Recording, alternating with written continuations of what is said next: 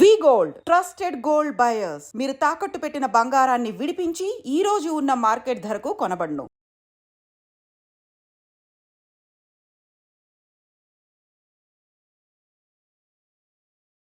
ఈరోజు వరలక్ష్మి నరసింహస్వామి వారి నిజరూప దర్శనం రోజున ఎర్లీ మార్నింగ్ మనకి 2:33 మధ్యలోనే ఇన్సిడెంట్ అనేది జరిగింది. యాక్చువల్గా ఇన్సిడెంట్ కూడా 2 o'clock చాలా హెవీ రెయిన్ ఒకటి స్టార్ట్ అయింది. అందరికీ తెలుసు, చాలా పెద్ద గాలి దుమారంతో చాలా ఉరుములు మెరుపులతో కూడిన భారీ వర్షం అయితే వచ్చింది. ప్రాథమిక నివేదిక ప్రకారం ఆ వర్షం ఏదైతే వచ్చిందో వాటర్ అంతా కూడా ఆ లూజ్ సాయిల్ మూలన వాటర్ అంతా కూడా కొంచెం లోపల దిగి ఆ గోడ కూలింది అన్నది ఒక ప్రాథమిక సమాచారం ప్రకారం వచ్చిన నివేదిక. ఇంకా కూలంకషంగా మా వాళ్ళందరూ కూడా ఎంక్వైరీ చేస్తున్నారు. అట్ ద సేమ్ టైం అక్కడ 300 రూపీస్ క్యూ లైన్ ఉంది. ఆ క్యూ లైన్ అక్కడ జస్ట్ కరువు ఉంటుంది అనమాట. అంతవరకు అంత హెవీ క్రౌడ్ కూడా లేరు. ఫస్ట్ కరువు మూలాన ఒక జస్ట్ కొంచెం క్రౌడ్ అక్కడ ఉన్నారు. అది మూవ్ అవుతూనే ఉన్నారు. ఎక్కడ కూడా మనకి ఆగిపోవడం కానీ అంటువేదేం లేదు. చాలా అన్ఫార్చునేట్ థింగ్, ఆ గోడ పడిపోవడం వలన సుమారుగా 7 ప్రాణాలు కోల్పోవడం జరిగింది. అందులో 4 పురుషులు ఉన్నారు, 3 స్త్రీలు ఉన్నారు. ఇంకా మిగతా రెస్క్యూ ఆపరేషన్స్ కూడా జరుగుతున్నాయి. ఈ సంఘటన జరిగినది అని తెలిసిన వెంటనే ఇమీడియట్ గా ఎస్డిఆర్ఎఫ్ బృందాలు, ఫైర్ డిపార్ట్మెంట్, పోలీస్ డిపార్ట్మెంట్, అదేవిధంగా ఇక్కడ పనిచేస్తున్న వాలంటీర్స్ చిన్నపిల్లలైనా వాళ్ళకి చేతులెత్తి దండం పెట్టాలి. నిజంగా వాలంటీర్స్ అయితే ఇమీడియట్ గా కొంతమందిని బయటకు తీసుకొచ్చి అప్పటికప్పుడు హాస్పిటల్ కూడా తరలించారు. ఎన్డీఆర్ఎఫ్ టీం కూడా ఆన్ బోర్డ్ అయింది. ఎన్డీఆర్ఎఫ్ టీంలు 2, ఎస్డిఆర్ఎఫ్ టీంలు ఒక 2, fire department and police department అందరూ కలిసి రెస్క్యూ ఆపరేషన్స్ కూడా చేస్తున్నారు. మొత్తం అంతా క్లియర్ చేస్తున్నారు అందరూ కూడా. నిజంగా చనిపోయిన వాళ్ళ కుటుంబాలందరికీ కూడా ప్రగాఢమైన సంతాపం తెలియజేసుకుంటున్నాం. గవర్నమెంట్ తరఫున కూడా మాక్సిమం అన్ని ప్రికాషన్స్ తీసుకున్నాం. కేవలం ఈ భారీ వర్షము, అదేవిధంగా ఈ గాలి దుమారం వల్ల మాక్సిమం జరిగిన ఇన్సిడెంట్ ఇది ఒక యాక్సిడెంట్. దయచేసి ఇంకా ఫర్దర్ గా డీటెయిల్స్ అన్ని వస్తే అన్ని యాంగిల్స్ నుండి మేము దర్యాప్తు చెప్తామండి. ఇది ఏ టైంలో కన్స్ట్రక్ట్ జరిగింది, ఏ స్కీమ్ లో కన్స్ట్రక్ట్ జరిగింది, ఎవరు కాంట్రాక్టరు, ఎవరు ఇంజనీరు, ఎవరు క్వాలిటీ కంట్రోల్ ఎవరు చేశారు, ఎవ్రీథింగ్ మేము ఇందులో ఎంక్వైరీ చేసుకుంటాం. ఎందుకంటే ఇక్కడ ప్రాణాలు కోల్పోయారు, ఈజీగా వదిలేయాల్సిన అవసరం ఏం లేదు. ఇందులో గవర్నమెంట్ కూడా చాలా సీరియస్ గా ఉంది. అన్ని కోణాల్లో నుంచి కూడా మేము విచారణ జరుపుతాం. ఎవరైతే బాధ్యులు ఉన్నారో బాధ్యులు కఠినంగా శిక్షించే ప్రక్రియ గవర్నమెంట్. ఇప్పుడు ఇంకా మేము ఐడెంటిఫై చేసుకుంటున్నాం. కంపల్సరీగా గవర్నమెంట్ నుంచి వాళ్ళు ఇంజురీస్ అరౌండ్ ఒక 3 members అలా కనిపిస్తున్నారు. ఇంకా మనకి మొత్తం లిస్ట్ వస్తుంది. ఎవరు లేరండి, ఇంకెవరు లేరు. దేవస్థానం అధికారుల నిర్లక్ష్యమే. ఎందుకంటే ఒకసారి అంతమంది భక్తులు నేను ప్రికాషన్స్ విషయంలో ఒక 2 days బ్యాక్ 3 days బ్యాక్ అంటే ఈ క్యూ లైన్లు మొత్తం ఆ క్యూ లైన్ అన్ని మేము చెక్ చేసుకోవడం జరిగింది. ఇది అన్ఫార్చునేట్. అక్కడ గోడ ఉంది. ఆ గోడ పిల్లర్ తో కట్టాడా, సిమెంట్ తో కట్టాడా, బ్రిక్ తో కట్టాడా అన్నది ఎవరు కూడా మేము చూసుకోవడానికి. కానీ విషయం ఏంటవుతుందంటే అక్కడ విపరీతంగా వర్షం పడింది. మీకు తెలుసు, మీరు ఆ టైంలో ఉన్నారు. నేను కూడా వర్షంలో తడుచుకునే దర్శనం చేసుకుని వచ్చాను. నేనే కాదు, పట్టు వస్త్రాలు సమర్పించడానికి వచ్చిన రెవెన్యూ మినిస్టర్ గారు కూడా వర్షంలో తడుచుకుని వెళ్ళారు. భారీ వర్షంలో తడుచుకుని వెళ్ళాము. ఈ వర్షం నేను దర్శనం చేసుకుని బయటకు వచ్చాను. ఇలా ఇన్ఫర్మేషన్ వచ్చింది గోడ కూలిందని. 1 or 2 ఇంజురీస్ అన్నారు. అయినప్పటికీ కూడా నేను వచ్చి చూస్తానని చెప్పి నేను పుట్అవుట్ వచ్చాను. అప్పటి నుంచి ఇప్పటి వరకు మేము ఇక్కడే ఉండడం జరిగింది. అంటే ఎక్కడా కూడా రెస్క్యూ ఆపరేషన్స్ లో కానీ నిర్లక్ష్యం వహించడం కానీ ఎక్కడ కూడా నేను చేయలేదు. ఇమీడియట్ గా క్షతగాతులు ఎవరైతే ఉన్నారో వాళ్ళందరినీ కూడా హాస్పిటల్కి తీసుకెళ్లి నేను పంపించడం జరిగింది. మిగతా రెస్క్యూ ఆపరేషన్స్ కూడా జరుగుతున్నాయి. ప్లీజ్ మిగతా అన్ని కార్యక్రమాలు చేసుకోవాలి. అందరూ కూడా బాగున్నారండి. క్షతగాతులు అందరూ out of inspected the site. Morning గౌరవ హోంమంత్రి గారు కూడా చూడటం జరిగింది.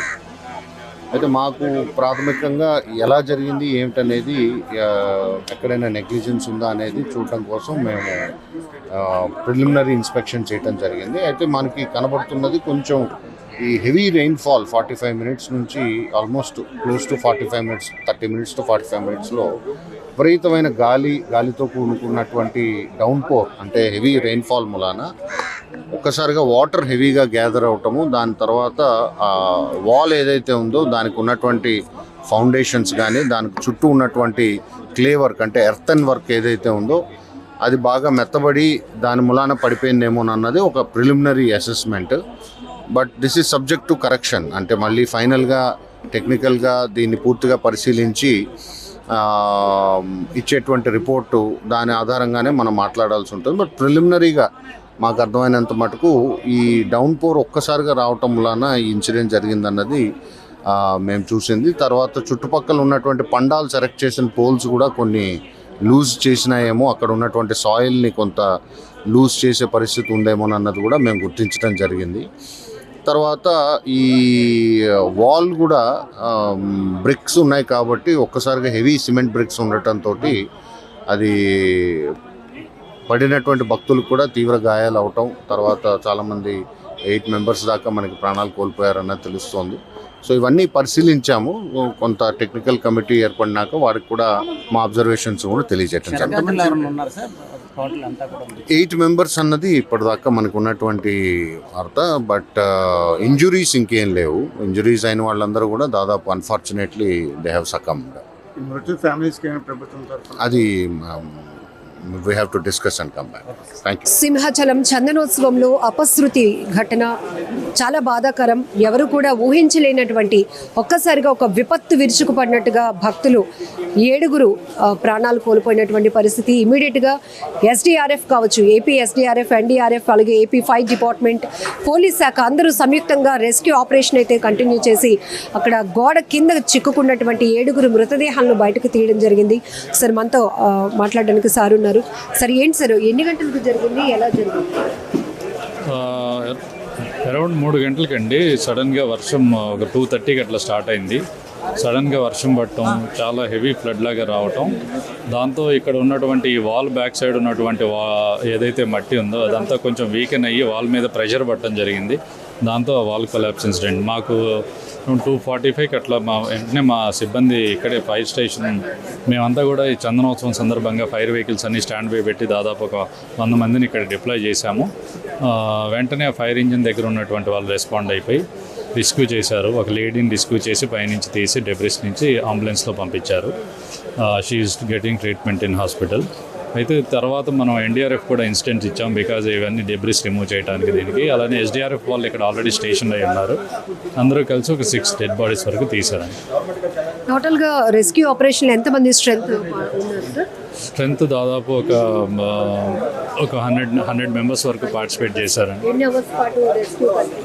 ఒక 3 to 4 అవర్స్ వరకు వర్క్ చేశారు. అన్ఫార్చునేట్ ఇన్సిడెంట్, ఈ సడన్గా రెయిన్ పడటం కానీ ఇది యాంటిసిపేట్ చేయలేదు.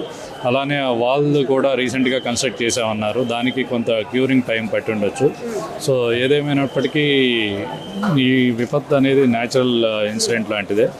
సడన్గా క్లైమాటిక్ కండిషన్స్ వల్ల ఇలా జరిగి ఇమ్మీడియట్గా ఇంత క్యాజువాలిటీ జరగటం.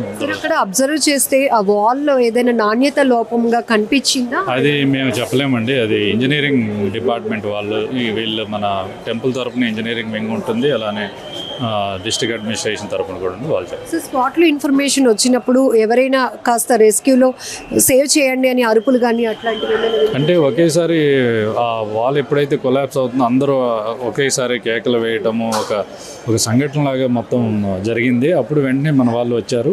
ఎటు వాళ్ళు అటు పక్కన ఉన్న వాళ్ళు పక్కకు జరిగారు, కానీ ఆ చిక్కుకున్న వాళ్ళు ఒక లేడీ మాత్రం మనం బయటికి తీయగలిగాం.